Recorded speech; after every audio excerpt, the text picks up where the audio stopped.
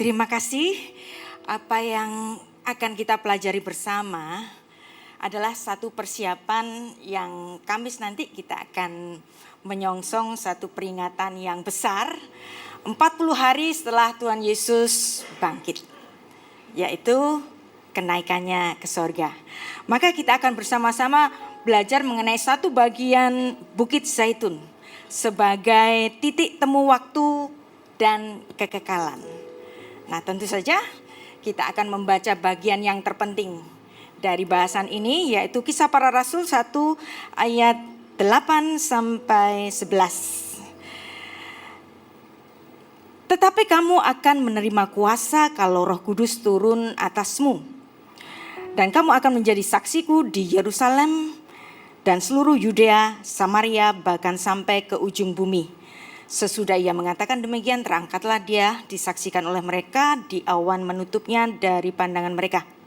Ketika mereka sedang menatap ke langit, waktu ia naik, tiba-tiba berdirilah dua orang yang berpakaian putih dekat mereka dan berkata kepada mereka, "Hai orang Galilea, mengapa kamu berdiri melihat ke langit?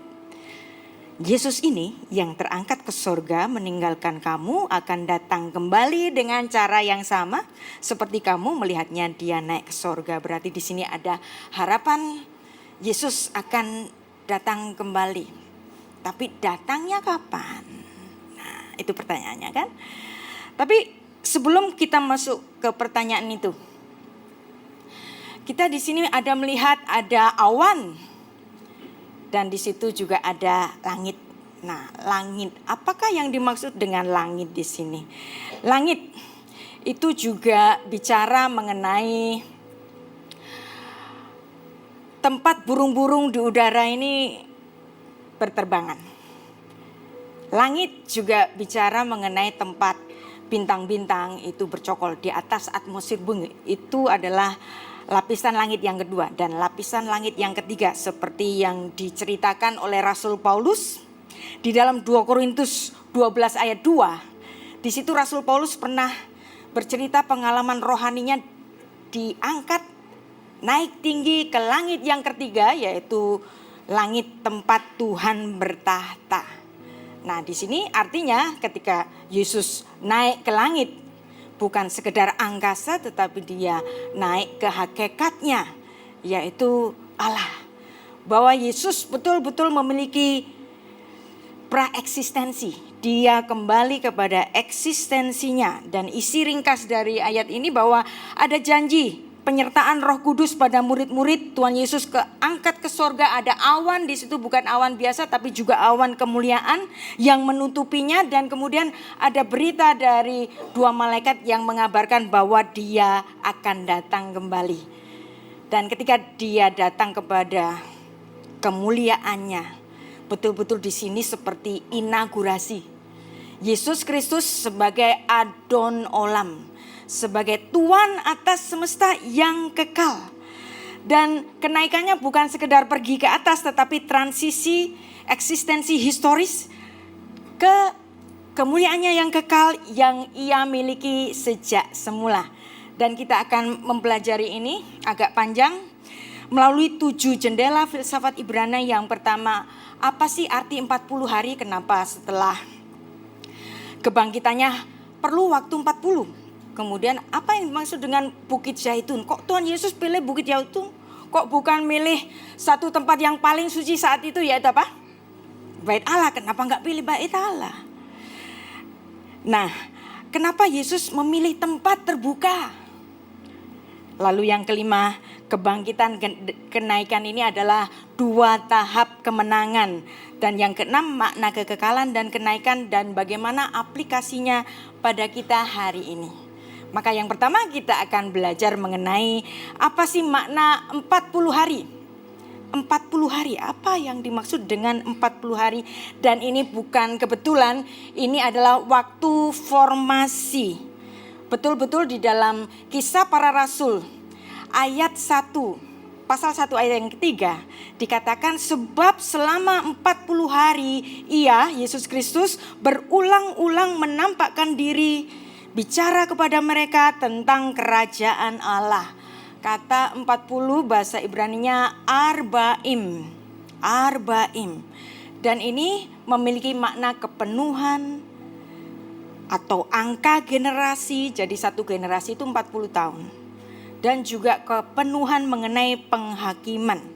Perhatikan, ada banyak sekali angka 40. Jadi kalau Alkitab, walaupun perjanjian baru ditulis dalam bahasa Yunani, tetapi nilai filsafat Ibraninya itu masih ada karena yang nulis orang-orang Ibrani. Angka 40, kita ingat hujan yang menutupi bumi pada zamannya Nuh 40 hari. Nuh membuka jendela. Setelah 40 hari banjir itu, Musa 40 hari ada di atas gunung. Para pengintai pada zamannya Yosua perlu 40 hari untuk menjelajahi tanah perjanjian, yaitu tanah Israel. Bangsa Israel perlu 40 tahun mengembara di padang gurun. Perjalanan Elia 40 hari untuk menuju ke Gunung Horeb. Lalu kemudian Goliat menantang bangsa Israel 2 kali sehari selama 40 hari sampai datang Daud. Lalu kemudian Niniwe diberi waktu 40 hari untuk bertobat. Tuhan Yesus berpuasa 40 hari. Tuhan Yesus nunggu waktu 40 hari setelah kebangkitannya. Dan Anda tahu, bait Allah di Yerusalem hancur 40 hari tepat setelah Tuhan Yesus naik ke sorga. Menarik. Kenapa harus ada 40 hari? 40 tahun, angka 40 sebagai angka generasi. Musa dipandang sebagai orang yang memiliki umur yang sangat sempurna. Karena umurnya totalnya 120 tahun, Ulangan 34 ayat 7. Dan 120 tahun ini adalah 3 kali 40. Jadi Musa hidup dalam 3 generasi. 40 tahun pertama, Musa sebagai Prince of Egypt tinggal di istana, dimuliakan sebagai Prince of Egypt. Tapi kemudian Tuhan goyang juga. Supaya apa? Musa dewasa di dalam iman, dia mengembara 40 tahun sampai pada akhirnya 40 tahun ketiga Tuhan memanggil dia untuk menjadi pemimpin bangsa Israel. Dan Musa betul-betul meninggal pada umur 120 tahun. Dan ketika Musa mati, menarik. Mudah-mudahan kita semua di sini meninggal seperti Musa meninggal. Saya ambil dari Ulangan 34 ayat 5. Ini adalah dasar dari judul buku saya. Mitat Nesika, ciuman ilahi di pembaringan. Jadi orang percaya kalau meninggal tidak didatangi malaikat maut, tetapi Tuhan sendiri memberikan ciuman yang lembut, tanpa rasa sakit, ciuman yang indah untuk berpindah ke alam kekekalan. Kita baca Ulangan 34 ayat 5. Lalu matilah Musa hamba Tuhan itu di sana, di tanah Moab. Ini kan terjemahan. Sesuai firman Tuhan.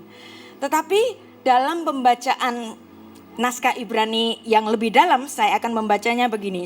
Vayamot Sham Moshe Evet Adonai Be'eretz Moab. Dan dia mati di sana, Musa hamba Tuhan, di tanah Moab. Nah, ini yang frasa terakhir menarik. Al pi Adonai. Al itu oleh karena, pi itu mulut, Adonai Tuhan. Musa mati oleh karena ciuman mulut bibir dari Tuhan. Bisa nggak saya bicara begini? Dan itulah yang dibaca oleh orang-orang Yahudi. Mati seperti Musa dengan cara yang sangat indah. Mitat Nesika, ciuman ilahi di pembaringan. Mungkinkah kita akan mencapai itu? Saya memberikan satu kesaksian yang nyata. Ayah saya sendiri, bapak saya. Beliau memiliki jam doa yang sangat setia. Setiap jam 3 pagi itu selalu berdoa.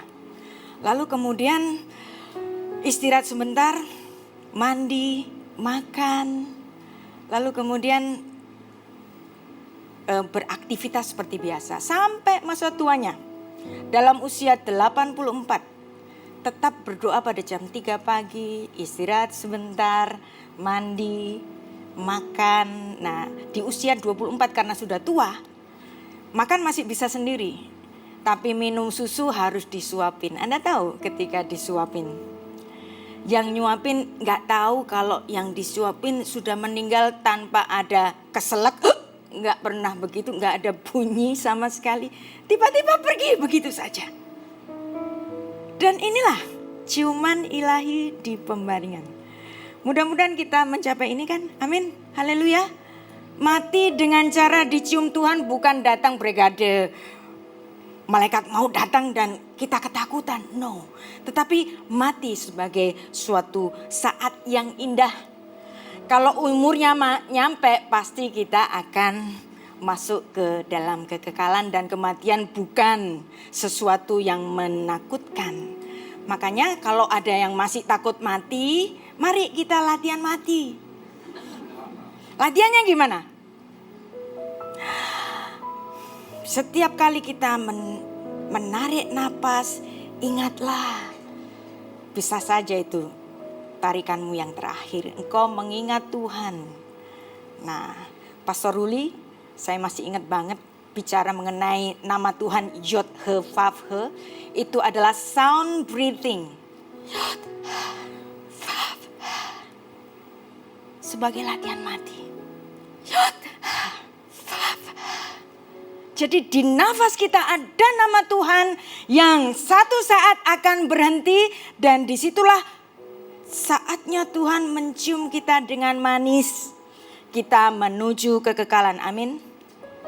Makanya orang Yahudi kalau temannya ada yang ulang tahun bicaranya begini.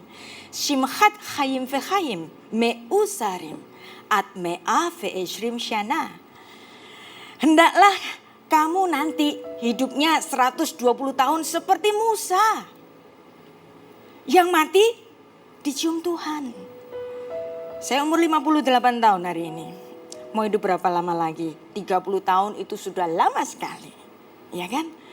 Mungkin di antara kita masih ada yang umur 30-an bahkan 20-an. Tapi pastilah satu saat akan meninggal dunia juga. Dan ketika kita betul-betul sudah mempersiapkan, sudah latihan mati. Nah, maka kematian kita itu seperti ketika Tuhan mencium kita menuju kekekalan. Jadi itulah seperti Tuhan Yesus melatih muridnya untuk bagaimana dapat mengerti mengenai ajaran-ajarannya, maka Tuhan Yesus tidak langsung naik ke sorga setelah kebangkitan. Kita pun demikian. Kita berjemaat di sini dilatih untuk menjadi orang setia. Seperti Tuhan Yesus sengaja memberikan waktu 40 hari karena memang murid-murid perlu dibentuk ulang. Iman mereka harus bertransformasi dari iman dengan melihat, yang mengandalkan mukjizat Tuhan Yesus secara fisik. Lalu kemudian mereka dilatih untuk beriman tanpa melihat. Kita pun demikian, kita senang kalau ada KKR mukjizat. Mungkin di antara kita masih gandrung tentang itu. Bertobatlah. Karena iman bukan soal apa yang terlihat, tetapi iman juga dimensi apa yang tidak terlihat.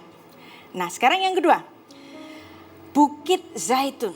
Kenapa Tuhan pilih Bukit Zaitun? Di sini adalah suatu lokasi yang syarat makna. Bukit Zaitun.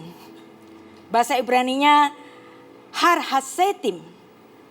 Bahasa Arabnya Jebel Es Zaitun. Zaitun dari kata Arab zaitun muncul kata Indonesia zaitun. Bahasa Ibraninya Zaitim. Kenapa kok mirip? Ya namanya juga bahasa yang satu rumpun. Dan ini ternyata Bukit Zaitun ini bukan satu bukit saja, tetapi terdiri dari perbukitan. Jadi pegunungan, ada 4 puncak gunung di situ. Dan Bukit Zaitun ini bukan kebetulan. Ini mengandung dimensi profetik. yang lebih dalam, karena di dalam Zakaria pasal 14 ayat 4, pada waktu itu kakinya siapa? Kakinya Sang Mesias akan berjejak di Bukit Zaitun yang terletak di Yerusalem di sebelah timur. Dan ini mengenai nubuat Sang Mesias datang yang pertama maupun yang kedua. Dan Bukit Zaitun itu terdiri dari rangkaian 4 puncak bukit yang mini. Yang pertama menarik, namanya Har Hamashit, dari kata syahat. Syahat itu artinya korupsi. Jadi ini Bukit Zaitun, walaupun itu adalah tempat suci, tapi salah satu bukitnya namanya Bukit Korupsi. Wah, namanya Har Hamashit, dari kata syahat. Syahat itu artinya merusak atau membusukkan. Dari kata syahat ini nanti muncul kata mushat. Mushat itu koruptor. Koruptor itu si pembusuk. Salah satu Bukit Zaitun dinamakan Bukit Koruptor. Bukit korupsi, kenapa? Anda tahu? Seperti umurnya Musa yang 120 tahun, demikianlah umur dari kerajaan Israel bersatu. Raja pertama Israel berkuasa selama 40 tahun, Saul.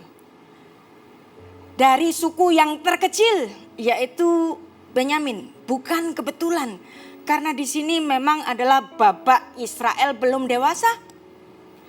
Dan kemudian 40 tahun kedua dikuasai oleh Daud. Masa struggle, masa pemulihan untuk dewasa. Lalu kemudian muncul Raja Salomo 40 tahun juga. Di situ masa kedewasaan, karena Salomo suka damai, gak suka perang. Tetapi namanya juga manusia. Salomo pun pernah berbuat salah. Dia mendirikan bamot, tempat-tempat tinggi untuk pemujaan kepada ilah-ilah asing untuk menyenangkan istri-istrinya. Dan ini merupakan suatu lambang korupsinya manusia. Mungkin bapak-bapak tidak beristri banyak, istrinya tetap satu. Tetapi punya istri yang lain. Apa? Hobi, jabatan, yang semuanya bisa menggiring kepada pemberhalaan. Bisa saja terjadi. Lalu bukit yang kedua adalah Har Hatzofim, yaitu bukit pengintai atau Mount of Scopus. Bukit untuk melihat dari jauh dalam perspektif ilahi. Tuhan melihat korupsinya manusia yang ada di Har Hamashit tadi. Bukit korupsi tadi. Lalu kemudian ada Har Hasetim. Ini adalah tempat utama ketika Tuhan Yesus mengajar. Ketika Tuhan Yesus melihat ke arah Yerusalem. Kenapa bisa melihat ke arah Yerusalem? Karena Bukit Zaitun di sini lebih tinggi daripada Bukit Sion. Jadi Tuhan Yesus menangisi Yerusalem dan mengajar di situ. Yang dicatat di dalam Matius 24-25, Tuhan Yesus bicara mengenai kejatuhan Yerusalem. Nah, kenapa dia harus membicarakan dulu penghukuman kepada bangsa pilihan Tuhan di Bukit Zaitun? Dan Bukit Zaitun bukan sembarangan bukit. Anda tahu zaitun adalah bahan utama untuk minyak pengurapan. Nah, kalau itu adalah bukit minyak, yang bicara adalah yang diurapi. Jadi di sini ada keterkaitan antara nama dengan sosok yang sedang bicara adalah yang diurapi, bahwa dia adalah Shofet Ha'olam, dia adalah hakim alam semesta yang sebelum dia menghukum, dia sudah mengabarkan dulu hukumannya bagaimana, dan hukuman itu mengenai kejatuhan Yerusalem dan runtuhnya bait Allah di Yerusalem terjadi betul-betul tepat 40 tahun setelah Tuhan Yesus berkhotbah di situ. Dan kemudian ada bukit yang keempat, yaitu Ma'aleh Hassaitim, di mana di situ Tuhan Yesus memilih satu tempat di mana dia nanti terangkat ke sorga. Jadi dari 4 rangkaian puncak bukit ini ada Har Hamashhit, ada Har Hasofim, tempat Tuhan melihat, ada Har Haseitim, tempat Tuhan mengajar, dan juga ada Aliyah di situ dari Ma'aleh Haseitim. Puncak bukit yang keempat yang nanti Tuhan juga membawa kita kepadanya. Jadi di Har Seitim betul-betul secara harfiah ada bukit yang terdiri dari 4 bukit, dan memang bukit ini berkali-kali dituliskan di Alkitab kita. Banyak sekali Tuhan Yesus sebelum masuk kepada masa sengsaranya, dia masuk ke lereng pegunungan dari Zaitun ini. Di situ ada kota yang atau tempat yang namanya Betani sebelum dia masuk ke masa sengsaranya. Kemudian setelah dia bangkit, dia memilih ke tempat yang sama di pegunungan Zaitun karena memang dia adalah yang diurapi. Nah, kalau kita pernah ke Israel, ada satu tempat yang biasa pergi ke situ yang awalnya itu adalah sebuah gereja, Church of Holy Ascension. Nah, sebenarnya gereja ini dulu adalah memang dibangun untuk tetenger. Sebagai peringatan di sini Tuhan Yesus meninggalkan bumi dan naik ke atas. Dan setelah perang salib pada tahun 1187 ada Sultan Salahuddin mengalahkan Yerusalem dan menggunakan tempat ini sebagai masjid dan sebagai masjid sampai hari ini. Tetapi Anda tahu, mereka memang orang Muslim, tapi bagaimanapun mereka tetap menghormati Isa Al-Masih. Jadi kita masih diperbolehkan untuk melihat bagaimana Tuhan Yesus terakhir kali menampakkan di The Chapel of Ascension dari puncak Bukit Zaitun ini. Nah, artinya apa di sini? Kita memang ada lokasi yang secara harfiah memang lokasi. Dan Bukit Zaitun ini adalah tempat penghakiman dan juga tempat kenaikan. Dan Tuhan membicarakan kejatuhan Yerusalem dalam khotbahnya di Bukit Zaitun, Matius pasal 24 sampai 25, dan terjadi persis. Nah, banyak hamba-hamba Tuhan bernubuat dan gak terjadi. Tapi kalau yang bernubuat adalah Tuhan Yesus sendiri, pastilah itu terjadi. Jadi di sini ada hubungan lokus, khotbah penghakiman dan tempat kenaikan. Dan kita lihat di sini betul-betul terjadi bahwa bait suci itu roboh di tahun 70 Masehi, tepat 40 tahun. Angka generasi.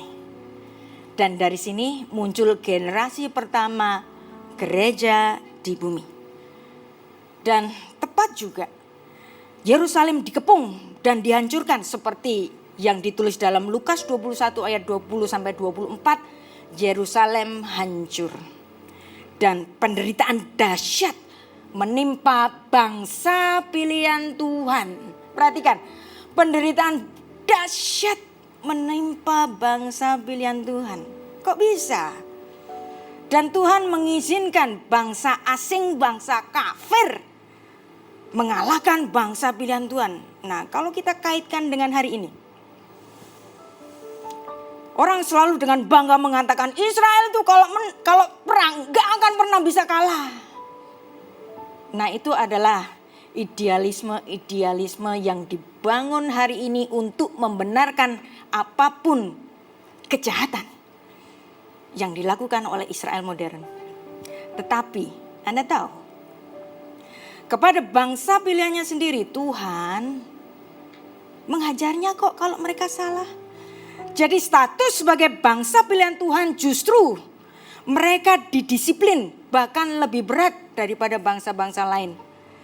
Perhatikan, 2 kali Israel kalah dari bangsa kafir. Yang pertama abad ke-6 sebelum Masehi kalah dari Nebukadnezar. Dan apa yang terjadi di situ? Kalah perang, terjadi kelaparan, bahkan sampai ada kanibalisme seperti yang dicatat di dalam kitab Torah Ulangan pasal 28 dan yang ditulis oleh Nabi Yeremia dalam Ratapan pasal 4, seorang ibu tega makan anaknya sendiri.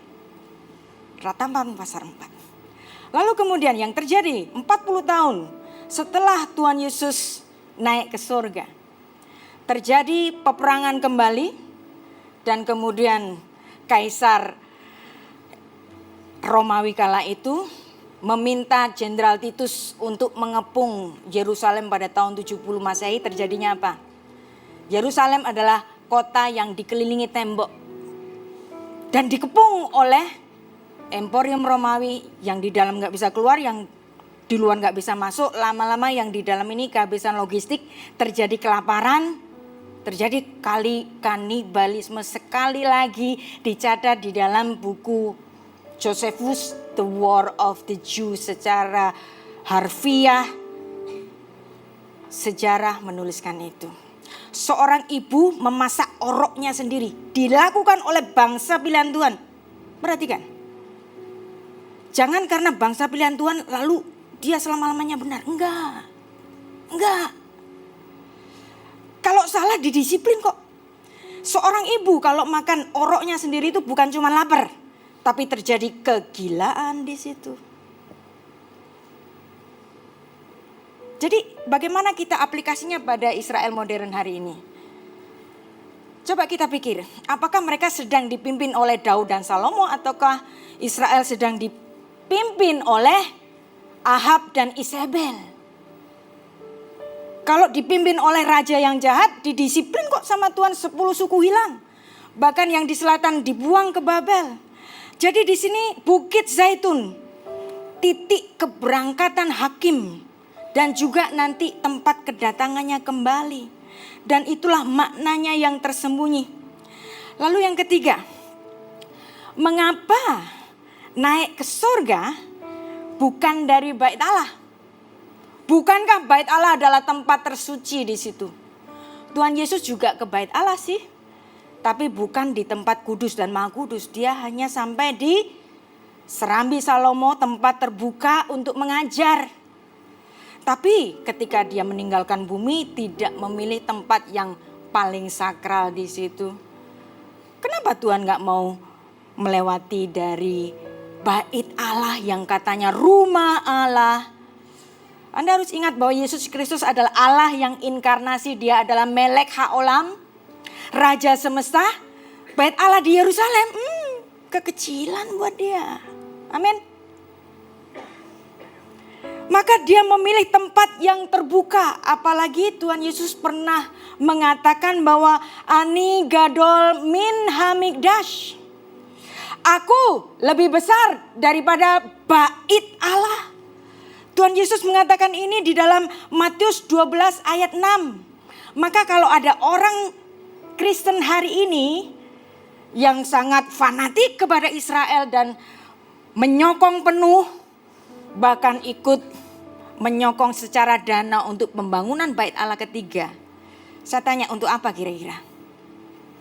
Karena orang Yahudi Ortodoks sendiri, terutama yang Satmar Haredi ya, atau Neture Karta, mereka menganggap bahwa kebutuhan untuk membangun bait Allah secara fisik itu nanti yang bangun bukan manusia, tetapi Mesias yang mereka tunggu-tunggu. Itu dari kacamata Yahudi Ortodok tertentu. Tapi kok ada orang Kristen juga merindukan dibangunnya kembali bait Allah ketiga. Bait Allah ketiga, lembu merah. Loh, kok lembu merah? Untuk apa lembu merah? Bukankah Tuhan Yesus dalam Yohanes 19 ayat 30, Tuhan Yesus bicara tetelestai. Sudah selesai, semua korban-korban sudah selesai dengan matinya Kristus di kayu salib. Tidak perlu korban lagi. Itulah sebabnya Tuhan izinkan bait Allah kedua itu hancur, karena memang sudah tetelestai. Maka orang Kristen yang juga merindukan bait Allah ketiga, dia salah belajarnya. Gak ada penting-pentingnya bait Allah ketiga bagi kita. Kalau orang-orang Israel pengen bangun, ya silahkan. Tapi tidak ada sangkut pautnya buat kita. Karena Tuhan Yesus lebih besar dari bait Allah itu. Dan Tuhan Yesus tidak perlu lokus secara harfiah lagi. Dan Tuhan Yesus dalam setiap pengajarannya, setiap pelayanannya, Tuhan Yesus suka cari tempat yang terbuka. Memilih tempat yang terbuka. Kenapa tempat yang terbuka? Karena di situ memang gayanya Tuhan Yesus. Tuhan Yesus suka mengajar di atas bukit. Tuhan Yesus bahkan kalau masuk di Bait Allah itu milihnya tempat terbuka, yaitu Serambi Salomo. Dan Anda tahu dalam Yohanes pasal 3, Yohanes pasal 4. Ketika Tuhan Yesus bertemu dengan perempuan Samaria. Dan di situ terjadilah sebuah percakapan antara Tuhan Yesus dengan orang Samaria itu. Orang Samaria punya kiblat sendiri. Mereka kalau beribadah di Gunung Gerizim. Sedangkan orang Yahudi kalau beribadah di Gunung Sion. Yohanes 4 ayat 21. Tuhan Yesus kepadanya, percayalah kepadaku hai perempuan. Saatnya akan tiba bahwa kamu akan menyembah Bapa bukan di gunung ini. Bukan pula di Yerusalem. Jadi gak perlu ada kiblat lagi. Kiblat di Yerusalem memang ada sejak zamannya Daud yang selalu berdoa arah ke Yerusalem. Daniel pun demikian ketika berdoa arah Yerusalem. Tetapi Tuhan Yesus kemudian mengatakan, aku ini kiblatnya. Ada pergeseran lokus ibadah, bukan tempat fisik lagi, tetapi di dalam roh Allah melalui Sang Mesias. Dan di situ Tuhan Yesus juga menjelaskan Allah itu roh. Barang siapa menyembah Dia harus menyembahnya dalam roh dan kebenaran.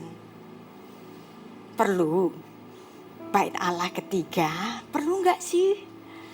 Makanya kalau saya melihat bahwa ketika bekas tempat suci itu hari ini dirawat oleh teman muslim sebagai Masjidil Aqsa, emang ini kejadiannya terjadi begitu saja. Saya enggak percaya kalau hal ini terjadi begitu saja. Pastilah ada izin Tuhan di situ.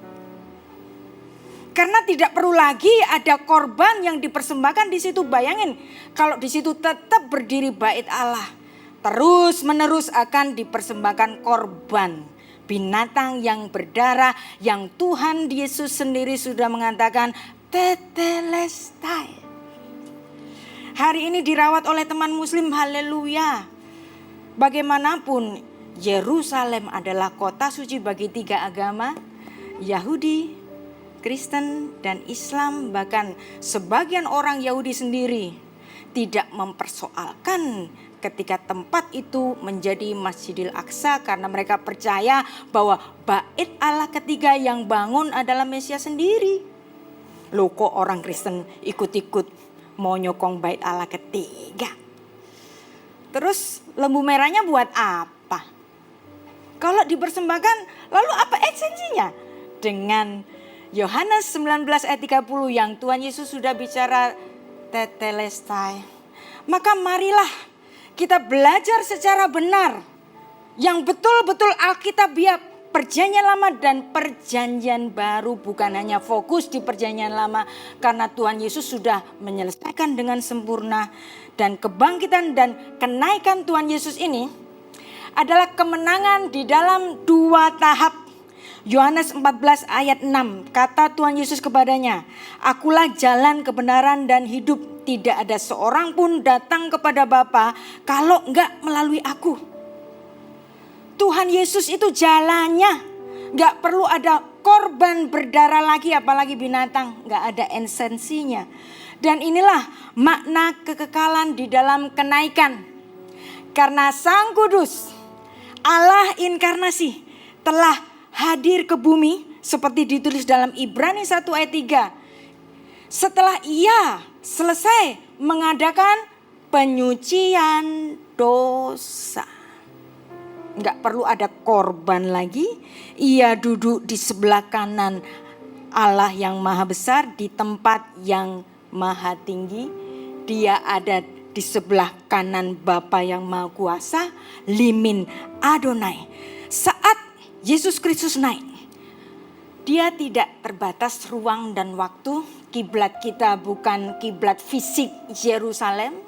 Yerusalem tetap kita hormati sebagai kota suci, tetapi kiblatnya bukan fisik lagi. Karena Yesus adalah penguasa semesta, dia ada di mana-mana, dia omnipresent, dia maha hadir, dia ada di mana-mana. Maka aplikasinya hari ini. Apa sih aplikasi hari ini? Bahwa aplikasi kita hari ini, kehidupan kita, apapun, bangunan, walaupun labelnya bait suci. 2 Korintus 4 ayat 18 mengatakan, sebab yang kelihatan adalah sementara, tetapi yang tak kelihatan adalah kekal. Itulah sebabnya Tuhan Yesus perlu 40 hari untuk memberikan pengertian kepada para murid. Dari iman dengan melihat menjadi iman tanpa melihat. Dari situ iman kita menjadi dewasa. Kita tidak hanya melihat secara fisik, bukan seperti Thomas yang harus mencucukkan tangannya ke tangan Yesus yang berlubang paku, tetapi kita melihat dengan iman tanpa melihat secara kasat mata. Jangan terikat dengan tempat suci. Tidak perlu lagi ada bait Allah. Dan karena kita sudah ada hidup di bawah pemerintahan Kristus. Segera setelah Tuhan Yesus naik ke sorga, dunia ada di dalam pemerintahan Kristus dan hidup di dalam perspektif kekekalan. Dan kita sudah hidup di dalam pemerintahan Kristus saat ini juga. Dan kalau kita hidup dalam pemerintahan Kristus, maka kehidupan kita di bumi, bagaimanapun hitungannya sementara. Ada yang mau hidup seperti Musa 120 tahun, boleh. Tapi harus seperti Musa dong, yang matanya masih tajam, badannya masih kuat. Tapi hari ini kalau di atas umur 80 kan sudah mulai berkurang. Maka baiklah kita sesuai dengan takaran umur kita, mensyukuri apapun saat kapan Tuhan memanggil kita dengan ciuman ilahi. Amin. Maka the death of Moses, ciuman ilahi di pembaringan, mitat nesika, yang dia mati by the divine kiss. Mari kita latihan. Yod, Vav, Yod, Vav. Bahwa di setiap nafas kita ada nama Tuhan. Kita sebut namanya yang suci. Yod, Vav, Yod, Vav, Yod, Vav. Nama Tuhan yang suci ada di nafas kita. Seperti Musa, marilah kita bersama-sama menuju langit baru dan bumi yang baru. Karena kita akan bersama-sama meninggal Alpi Adonai. Meninggal dengan cara dicium oleh Tuhan. Amin. Amin. Ada yang masih takut mati? Makanya latihan. Kalau sudah sering latihan, biasa lagi. Ya. Kita biasa saja karena bagaimanapun setiap minggu kita hadir di sini. Untuk ngapain sih? Kenapa ibadah kita hari Minggu? Kenapa setiap hari Paskah itu selalu jatuh pada hari Minggu? Karena hari Minggu adalah hari kebangkitannya. Itulah sebabnya ibadah Minggu namanya ibadah raya. Karena setiap minggu kita memperingati kebangkitannya. Setiap minggu seperti hari ini juga. Di dalam suatu konsep ibadah kasih karunia anugerah. Apa sih konsep kasih karunia anugerah? Saya sering mengatakan ini supaya Anda gak lupa. Apa sih anugerah itu? Anugerah itu yang memberi, gak berkewajiban. Yang menerima, gak punya hak, tapi dikasih. Kita gak punya hak untuk diampuni. Tuhan juga gak punya kewajiban untuk mengampuni kita. Tapi dia datang untuk memberikan pengampunan dengan kematiannya sendiri di kayu salib. Jadi kalau konsep keagamaan agama-agama lain adalah upaya manusia mencapai surga, tapi konsep ibadah kasih karunia kita adalah upaya sorga mencapai manusia. Keren kan? Maka kita pertahankan iman kita hari ini sampai kita terakhir lagi menarik nafas sampai pada akhirnya ada ciuman ilahi itu, kita masuk ke langit baru dan bumi yang baru. Dan itulah biarlah menjadi momen bagi kita di dalam bukit zaitun kita masing-masing, yang menjadi suatu titik temu waktu kita, di waktu kita di bumi yang linear ini. Waktu kita di bumi itu kan linear, kemarin hari ini besok, kemarin hari ini besok, kemarin gak bisa diulang. Kalaupun kita sering suka mengadakan reuni udah berubah. Tidak seperti saat kita SMA, tetapi kita yang tadi dikatakan sudah ada yang gendut, sudah ada yang perutnya maju, sudah ada yang lebih kurus, bahkan macam-macam. Gak akan orang bisa mengulangi bahkan 1 jam yang lalu, 5 menit yang lalu gak bisa diulangi. Itu adalah waktu bumi yang linear. Tapi satu saat kita akan menyongsong pada waktu yang sirkular, waktunya Tuhan. Yang waktu yang tidak berbatas di dalam kekekalan. Maka marilah kita tetap setia mempersiapkan ibadah kita untuk kenaikan Kamis nanti 14 Mei. Kita berdoa. Tuhan Yesus, terima kasih untuk kami dapat belajar untuk memperingati kenaikan-Mu nanti, Bapa. Anak-anak-Mu di sini mencintai firman-Mu. Ada banyak pengertian, Tuhan. Kiranya Roh Kudus yang bersama-sama dengan kami, ya Tuhan, memberikan penyempurnaan dari apa yang sudah kami pelajari bersama-sama siang ini. Beshem ha'af ve'aben ve'ruah kodesh ha'elohim echad. Di dalam nama Bapa dan Putra dan Roh Kudus, Allah yang Esa. Amin. Tuhan Yesus memberkati.